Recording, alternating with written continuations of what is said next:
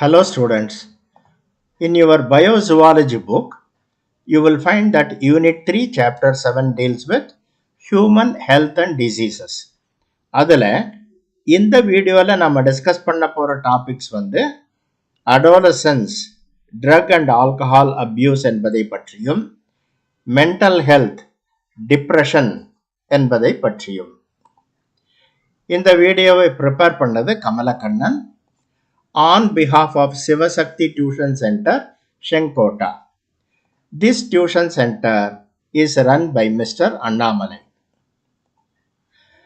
இப்போ adolescence என்பது என்ன என்று பார்ப்போம். பருவம் அடைந்து செக்ஷுவல் மெச்சூரிட்டி அடையும் வயதாகிய 12 19 வரை adolescent period எனப்படும். இந்த பருவத்தில் முக்கியமான சைக்கலாஜிக்கல் மற்றும் சோஷியல் சேஞ்சஸ் நடைபெறுகின்றன. இந்த அடோலசன்ட் பீரியட் நண்பர்களால் பாதிப்புக்கு உள்ளாகக்கூடிய வயது. நண்பர்களின் தூண்டுதலால் ட்ரக்ஸ் மற்றும் ஆல்கஹால் பயன்படுத்தி பார்க்க ஆசைப்படும் வயது. ட்ரக்ஸ் மற்றும் மதுவிற்கு நோ என்று சொல்ல ஒரு நல்ல படிப்பும் வழிகாட்டுதலும் தேவை. இப்போ ட்ரக்ஸ் எவ்வாறு வகைப்படுத்தப்படுகிறது என்பதை இந்த டேபிள் விளக்குகிறது. குரூப், ட்ரக்ஸ், மூன்றாவது காலம் வந்து எஃபெக்ட்ஸ். ஸ்டிமுலன்ட்ஸாக செயல்படும் ட்ரக்ஸ் ஆம்ஃபிட்டமைன்ஸ், கோகைன், நிக்கோட்டின் மற்றும் டொபாக்கோ ஆகியவை. இவை மூளையின் செயலை தூண்டுகின்றன. டிப்ரெசன்ட்ஸாக செயல்படுபவை ஆல்கஹால் மற்றும் பார்பிட்டரேட்ஸ் ஆகும். இவை மூளையின் செயல்திறனை மட்டுப்படுத்துகின்றன. நார்கோட்டிக்ஸ், அனால்ஜெசிக்ஸ் எனும் வகைகள் ஓபியம் மற்றும் மார்பின் இவைகள் அடங்கியவை. இவை நரம்பு மண்டலத்தை மந்தப்படுத்துகின்றன. ஹாலுசினோஜன்ஸ் எனும் வகை ட்ரக்ஸ் எல்எஸ்டி மற்றும் ஃபென்சைக்ளிடின் இவைகள் அடங்கியவை. இவை ஒருவர் பார்க்கும் கேட்கும் உணர்வுகளை சிதைக்கின்றன. ஸ்டிமுலன்ட்ஸ், டிப்ரெசன்ட்ஸ், ஹாலிசினோஜன்ஸ் எனும் வகைக்கு எடுத்துக்காட்டு மரியுவானா, கஞ்சா, சாராஸ் போன்றவை. இவை நரம்பு மற்றும் இரத்த மண்டலங்களை தூண்டிவிடக்கூடியவை. இப்போ ட்ரக் அபியூஸ் என்பதை பற்றிய விவரங்களை பார்ப்போம். ஒருவரின் உடலியல் மற்றும் உளவியல் செயல்பாடுகளை பாதிக்கக்கூடிய அளவு சில மருந்துகளை உட்கொள்வது ட்ரக் அபியூஸ் எனப்படும். அப்படி அபியூஸ் செய்யப்படும் ட்ரக்ஸ் வகைகளை காண்போம். Opioids, cannabinoids, coca alkaloids, barbiturates, amphetamines, LSD, phencyclidine, alcohol மற்றும் நிக்கோட்டின். இவைகளை பற்றி சுருக்கமாக டிஸ்கஸ் செய்வோம். ஓபியாய்ட்ஸ். ஓபியாய்ட் ட்ரக்ஸ் நரம்பு மண்டலத்திலும் செரிமான பாதையிலும் உள்ள சில ரிசப்டார்ஸ் உடன் பொருந்தக்கூடியவை. ஓபியம், மார்பின், ஹெராயின் மற்றும் கோடின் ஆகியவை ஓபியாய்ட்ஸ் எனப்படும். ஓபியம் எனும் போதைப்பொருள் ஓபியம் பாப்பி, அந்த பிளான்ட்டுக்கு பேரு பெப்பாவர் சாம்னிஃபரம், இந்த தாவரத்தின் மலர்களிலிருந்து பெறப்படுகின்றன. இதுதான் ஓபியம் பாப்பி தாவரம்.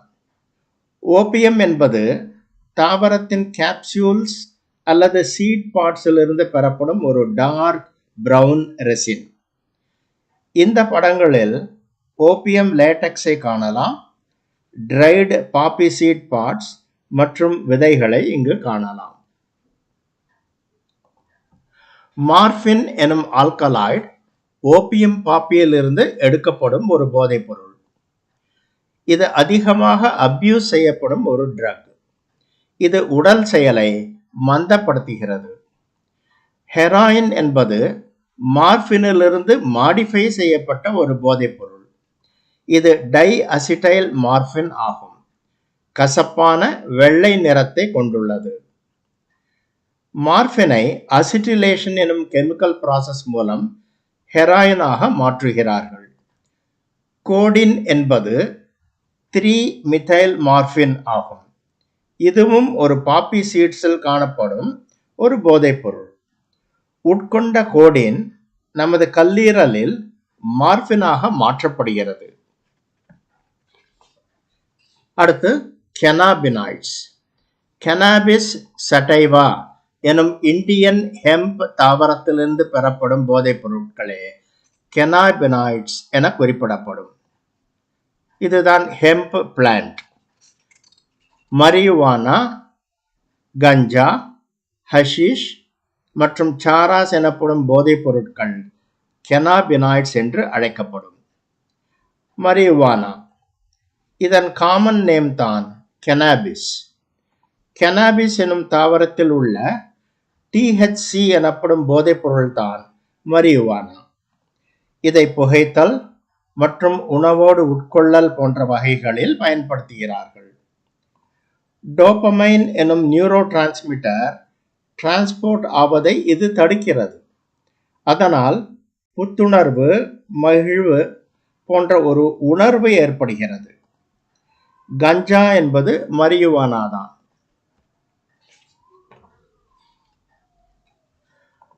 ஹஷிஷ் என்பது மரியுவானா பவுடரை கம்ப்ரஸ் செய்து பெறப்படும் ஒரு பொருள்தான். இதை புகையிலையோடு சேர்த்தோ அல்லது அப்படியே கன்சியூம் செய்கிறார்கள். இது ஒரு சைக்கோ ஆக்டிவ் சப்ஸ்டன்ஸ். இந்த படத்தில் இருக்கிறது தான் ஹஷிஷ். சாராஸ் என்பது கெனாபிஸ் தாவரத்தின் ரெசினை கான்சென்ட்ரேட் செய்து தயாரிக்கப்படும் ஒரு போதைப் பொருள். இதுதான் சாராஸ். ஹஷிஷ் என்பது டெட் கெனாபிஸ் பிளான்ட்டிலிருந்தும் சாராஸ் என்பது லைவ் பிளான்ட்டிலிருந்தும் பெறப்படுகின்றன. அடுத்து கோகா ஆல்கலாய்ட்ஸ். எரித்ரோக்சைலம் கோகா எனும் தாவரத்திலிருந்து பெறப்படும் போதைப்பொருள் கோகா ஆல்கலாய்ட்ஸ் என்று குறிப்பிடப்படும். இதுதான் எரித்ரோக்சைலம் கோகா. கோகை எனும் போதைப்பொருள் கோகா தாவரத்தின் இலைகளிலிருந்து தயாரிக்கிறார்கள். இந்த கோகைன் நரம்பு மண்டலத்தை தூண்டும் ஒரு சக்தி வாய்ந்த போதை மருந்து. அடுத்து பார்பிட்டூரேட்ஸ். பார்பிட்டூரேட்ஸ் என்பவை பார்பிட்டூரிக் ஆசிட் எனும் வேதிப்பொருளிலிருந்து தயார் செய்யப்படுபவை. பார்பிட்டூரேட்டுகள் செயல்பாட்டின் காலத்தின் அடிப்படையில் வகைப்படுத்தப்படுகின்றன. 30 நிமிடங்கள் முதல் 6 மணி நேரம் வரை. ஆம்ஃபிட்டமைன்ஸ். ஆல்பா மிதைல் ஃபென்எத்திலமைன் என்பதன் சுருக்கமே ஆம்ஃபிட்டமைன் என்பதாகும். நரம்பு மண்டலத்தை தூண்டக்கூடிய போதைப் பொருளாகும் இது. சில மனநோய்களையும் தூக்கமின்மை மற்றும் மன அழுத்தம் ஆகியவற்றை குணப்படுத்த ஆம்ஃபிட்டமைன்ஸ் பயன்படுத்தப்படுகின்றன. இவை எளிதாக போதைக்கு அடிமையாக்குபவை. மெத்ஆம்ஃபிட்டமைன். இது செயற்கையாக தயார் செய்யப்படும் ஒரு போதைப் பொருள். சட்டத்திற்கு புறம்பாக இதை சிலர் தயார் செய்து விற்கின்றனர். மெத் என்னும் இந்த போதைப் பொருள் கல் அல்லது பவுடர் வடிவத்தில் புகைக்கவோ, மூக்கில் உரிவதற்கோ, ஊசி மூலம் உடலில் செலுத்தியோ பயன்படுத்துகின்றனர். இது FDA எனும் நிர்வாகத்தினால் தடை செய்யப்பட்டுள்ளது. இதை பயன்படுத்துவோருக்கு தற்காலிக மகிழ்ச்சியான ஒரு உணர்வு, அது தவிர பதட்டம், சித்தப்பிரமை உண்டாக்கக்கூடியது. LSD, லைசர்ஜிக் ஆசிட் டைஇதலமைன் என்பதே LSD ஆகும். லைசர்ஜிக் ஆசிட் பயன்படுத்தி இதை தயாரிக்கின்றனர். லைசர்ஜிக் ஆசிட் எர்காட் எனும் பூஞ்சையிலிருந்து பெறப்படுகின்றது. பூஞ்சை அப்படின்னா ஃபங்கஸ். கிளேவிசெப்ஸ் பர்பியூரியா எனும் பூஞ்சையிலிருந்து எர்காட் பெறப்படும். இந்த பூஞ்சை ரை தாவரத்தை தாக்கி எர்காட் ஸ்க்ளீரோசியம் எனும் ஃப்ரூட் பாடியை உண்டாக்குகிறது. இது ரை பிளான்ட். இதுதான் எர்காட் ஆஃப் ஃபங்கஸ். இந்த பூஞ்சையின் ஸ்போர் ரை தாவரத்தின் பூக்களை சென்றடையும் போது எர்காட் ஸ்க்ளிரோஷியம் எனும் ஃப்ரூட் பாடி உண்டாக்கப்படுகிறது. இந்த எர்காட் ஸ்க்ளிரோஷியத்தில் பெருமளவு ஆல்கலாய்ட்ஸ் அடங்கியுள்ளன. இந்த ஆல்கலாய்டுகள் நமது இரத்த ஓட்டம் மற்றும் நியூரோ டிரான்ஸ்மிஷன் மீது அதிக பாதிப்பை உண்டாக்க வல்லவை. இது எண்ணங்கள் மற்றும் உணர்வுகளை தீவிரப்படுத்தும் ஒரு சக்தி வாய்ந்த சைக்கடெலிக் போதை மருந்து. அதிக அளவில் இந்த போதைப் பொருளை உட்கொள்ளும் போது காட்சி மற்றும் செவி வழி மாயத் தோற்றங்களை உண்டாக்க வல்லது. இதை ஹாலுசினேஷன் என்கிறோம். கவலை, பயம், பதட்டம், கிளர்ச்சி, பீதி, சித்தப்பிரமை போன்ற பாதகமான உளவியல் எதிர்வினைகளுக்கு வழிவகுக்கும். ஃபென்சைக்ளிடின், ஃபென்சைக்ளோஹெக்சைல் பைப்பரிடின் அல்லது பிசிபி என்பதே ஃபென்சைக்ளிடின் எனும் போதைப்பொருள். இதை ஏஞ்சல் டஸ்ட் என்றும் ஸ்ட்ரீட் ட்ரக் என்றும் குறிப்பிடுவார்.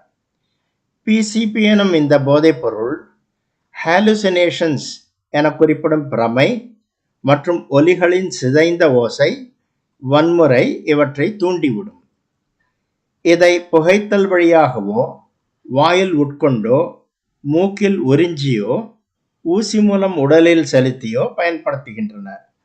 சில சமயம் கெனாபிஸ் எனும் மரியுவானா அல்லது புகையிலையோடு சேர்த்து பயன்படுத்துகின்றனர். அடுத்து ஆல்கஹால். பீர், விஸ்கி, ரம், ஓட்கா, கள் போன்றவை ஆல்கஹாலிக் ட்ரிங்க்ஸ் எனப்படும். போதை பழக்கத்தை ஏற்படுத்தக்கூடியவை இவை. உடல் வகையிலோ உணர்வு பூர்வமாகவோ குடிப்பழக்கத்தை கட்டுப்படுத்த முடியாத நிலை ஏற்படும் நிலைதான் ஆல்கஹாலிசம் எனப்படும். இது ஒரு மனநோய் உண்டாக்கவல்ல போதைப்பொருள். ஒருவரது மனம் மற்றும் பழக்க வழக்கங்களை பாதிக்கக்கூடியது ஆல்கஹாலிசம். நரம்பு தளர்ச்சியை உண்டாக்கக்கூடியது போதை பழக்கம். நிகோட்டின். புகையிலை என்பது நிகோட்டியானா டபாக்கம் எனும் தாவரத்தின் இலைகளிலிருந்து தயாரிக்கப்படுகின்றது. இதில் நிகோட்டின் மட்டுமில்லாது டார் மற்றும் கார்பன் டை ஆக்சைடு ஆகியவையும் காணப்படும். புகையிலையை புகைத்தோ, கடித்து மென்றோ, மூக்குப்பொடியாகவோ பயன்படுத்துகிறார்கள். இதுவே நிகோட்டியானா டபாக்கம் எனும் தாவரம். இது பீடி, சிகரெட் போன்றவற்றில் பயன்படுத்தப்படும் புகையிலையின் வடிவம். இது மென்று தின்னும் புகையிலை வடிவம். புகையிலை இரத்தத்தின் கார்பன் மோனாக்சைடு அளவை அதிகரித்து ஆக்சிஜன் அளவை குறைக்கிறது. அதனால் செல்களுக்கு போதிய ஆக்சிஜன் கிடைக்காத நிலை ஏற்படும். இதயம், நுரையீரல், நரம்பு மண்டலம் இவற்றை பாதிக்கின்றது. அட்ரினல் சுரப்பிகளை தூண்டிவிட்டு அதிக அளவு அட்ரினல் ஹார்மோனை சுரக்க வைக்கிறது. அதனால் இரத்த அழுத்தம், இதய துடிப்பு அதிகரிக்கின்றன. Effects of drug abuse. Alcohol மற்றும் போதைப் பொருட்களை அதிக அளவு பயன்படுத்த தூண்டக்கூடிய நிலையை அடிக்ஷன் என்கிறோம். அதனால் வேலை, வீடு, பணம், நட்பு என எல்லாவற்றையும் இழக்க நேரிடுகிறது. போதைக்கு அடிமையானவர்கள் எப்போதும் அதையே நினைத்து கொண்டிருப்பார். அதை பயன்படுத்தியே ஆக வேண்டும் எனும் மனநிலைக்கு தள்ளப்படுகின்றனர். இதை யூஃபோரியா என்று குறிப்பிடுவார். போதைப் பொருளுக்கு அடிமையானவர்கள் அவை கிடைக்காத பொழுது உடல் நடுக்கம், ஃபிட்ஸ், டிப்ரெஷன், கவலை, ரெஸ்ட்லெஸ்னஸ், தூக்கமின்மை போன்ற பாதிப்புக்கு ஆளாகிறார்கள். இதை வித்ட்ராவல் சிம்டம்ஸ் என குறிப்பிடுவார். எல்எஸ்டி, கோகைன், ஹெராயின், மெத் போன்ற போதைப் பொருட்களை பயன்படுத்துபவர்கள் ஹாலுசினேஷன் எனும் சித்தப்பரவைக்கு தள்ளப்படுவார். அவர்கள் பார்ப்பவை, கேட்பவை, நுகர்பவை, தொடு உணர்வு போன்ற உணர்வுகள் யாவும் உண்மைக்கு புறம்பானவையாக தோன்றும். பெரானியா எனும் மனநிலை அடையும் போது மற்றவர்களை கண்டால் பயம், அவர்கள் தனக்கு தீங்கு விளைவிப்பர் அல்லது ஏமாற்றுவர் என்ற உண்மைக்கு புறம்பான உணர்வுகள் ஏற்படும். அதிக அளவு ஆல்கஹால் உட்கொள்வோருக்கு வயிற்றுப்புண், அதாவது பெப்டிக் அல்சர் என்று குறிப்பிடுவோம். இது ஏற்பட்டு பொறுக்க முடியாத வயிற்று வலி ஏற்பட வாய்ப்புண்டு. குடிப்பழக்கத்தால் ஒருவரது கல்லீரல் பாதித்து அதில் லிவர் சிர்ரோசிஸ் எனும் நிலை ஏற்படும். அதிக அளவு குடிப்பழக்கம் உள்ளவர்களுக்கு ஞாபக சக்தி குறைபாடு ஏற்படுகின்றது. இதை கோர்சகாஃப் சிண்ட்ரோம் என்று குறிப்பிடுவார். இதுக்கெல்லாம் ட்ரீட்மெண்ட் இருக்கா அப்படின்னா அதைத்தான் இப்போ பார்க்க போறோம். நல்ல நண்பர்களை கொண்டிருத்தல் போதைப்பொருள் அடிமைத்தனத்தை தடுத்து நிறுத்தும். பெற்றோர் மற்றும் நண்பர்கள் உதவி கொண்டு போதை பழக்கத்திலிருந்து விடுபடலாம். கல்வி மற்றும் ஆலோசனை வாழ்வில் சந்திக்கும் பிரச்சனைகள், ஏமாற்றங்கள் இவற்றை தைரியமாக எதிர்கொள்ளவும் ஏற்றுக்கொள்ளவும் ஏற்ற மனநிலையை அளிக்கின்றன. ஆசிரியர்களும் பெற்றோரும் கண்காணித்து படிக்கும் பிள்ளைகளை போதைக்கு போகாமல் தடுத்து நிறுத்த முடியும். மனநோய் மருத்துவர்கள் மற்றும் டி அடிக்ஷன் சென்டர்ஸ் போதைக்கு அடிமையானவர்களை மீட்க இயலும். Mental health. மன ஆரோக்கியம் என்பது மனதின் நல்வாழ்வின் நிலை. பாசிட்டிவ் மென்டல் ஹெல்த் என்பது மன நல்வாழ்விற்கு முக்கியமாகும். மன ஆரோக்கியம் உள்ளவர்கள் ஆக்கப்பூர்வமாகவும் ஒத்துழைப்பை கொடுப்பவர்களாகவும் இருப்பார். Symptoms of mental depression. தன்னம்பிக்கை மற்றும் தன்மானம் இழத்தல், மனக்கவலை, எதிலும் ஈடுபட ஆர்வமில்லாத தன்மை, ஆழ்ந்த தூக்கம் இல்லாத நிலை, பசியின்மை, ஆற்றல் குறைவு, மனதை ஒருமுகப்படுத்த இயலாத குறைபாடு. மனச்சோர்விலிருந்து எவ்வாறு மீள்வது என்பதை பார்ப்போம். உடற்பயிற்சி, தியானம், யோகா, ஆரோக்கியமான உணவு பழக்கம் போன்ற வாழ்க்கை முறை மாற்றங்கள் மன அழுத்தத்திலிருந்து விடுபட உதவுகின்றன. மனச்சோர்வை அடக்கும் நியூரோ டிரான்ஸ்மிட்டர்ஸ் லைக் செரட்டோனின் மற்றும் என்டார்பின்ஸ் இதை உடல் உற்பத்தி செய்ய உடற்பயிற்சி இன்றியமையாதது. உடற்பயிற்சி திட்டத்தில் பங்கேற்பது சுயமரியாதையை அதிகரிக்கவும், தன்னம்பிக்கையை ஊக்குவிக்கவும், அதிகாரமளிக்கும் உணர்வை உருவாக்கவும், சமூக தொடர்புகள் மற்றும் உறவுகளை மேம்படுத்தவும் முடியும். Please subscribe our channel. Our channel name is Sivasakti Annamalai. Let us meet in the next video. Thank you for watching.